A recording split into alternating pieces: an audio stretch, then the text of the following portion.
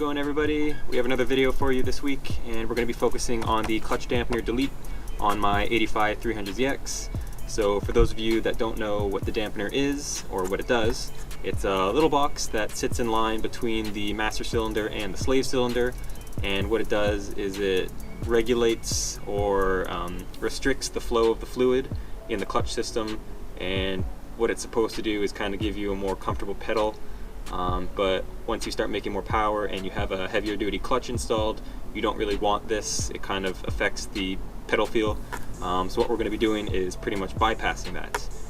And what a lot of people do is either one of these two. So this is a 280ZX brake line, and what this does is it replaces the dampener from the stock hard line to the slave cylinder.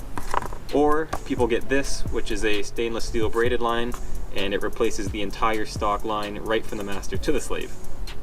So if you've been following my videos, you'll know that we have the transmission already removed. However, this job is completely doable with the transmission still installed.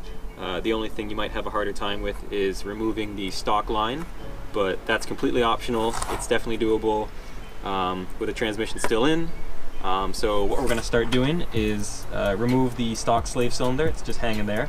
We're going to drain the fluid and then get started on removing the stock hard line. So here I have our stock slave cylinder, which connects to the damper, which is right here on the frame rail. And then this is our stock hard line, which goes up and over the firewall.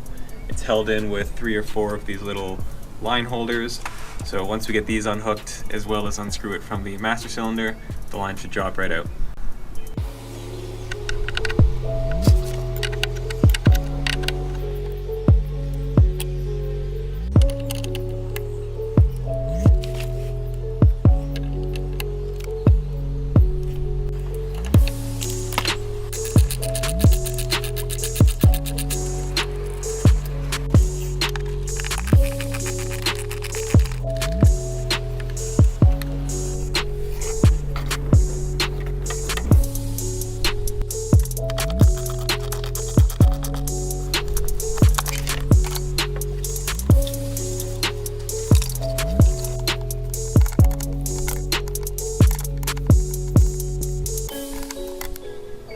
So I have the clutch line disconnected from the slave cylinder, and you always want to put a rag underneath because if the fluid gets onto your paint, it's going to mess things up.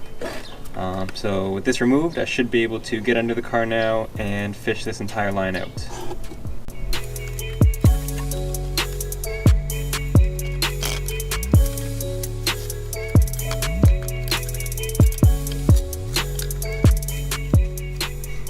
Alright, so we got the hard line out and the damper, as well as the slave cylinder and the OEM rubber hose.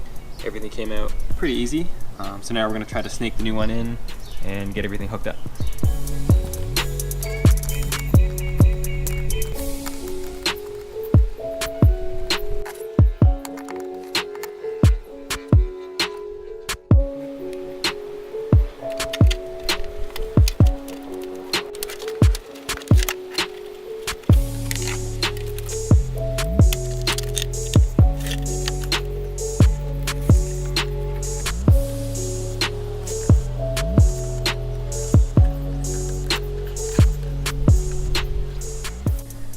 Alright, so we have everything tightened up and tied down.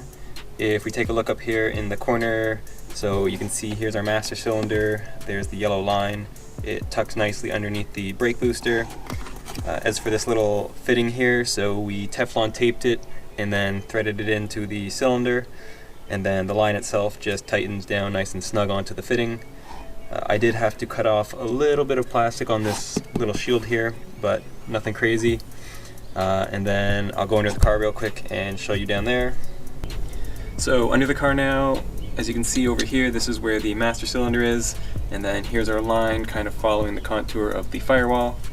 I did manage to use some zip ties here to tie it to the old lines, as well as this old bracket that was holding the OEM line. I do have them loose just because I want to be able to position it once the transmission's in. But the line does follow and ends over here where the stock slave cylinder is. I can't show you guys how to properly get it into the slave cylinder or bleed the system, but if you're interested in seeing that, I probably will be doing it once the transmission's in. So keep an eye open for that video. But other than that, it was a pretty simple job. You can easily get it done in an afternoon. But that's all I have for you guys today. So keep it posted to the channel, and I'll see you guys in the next video.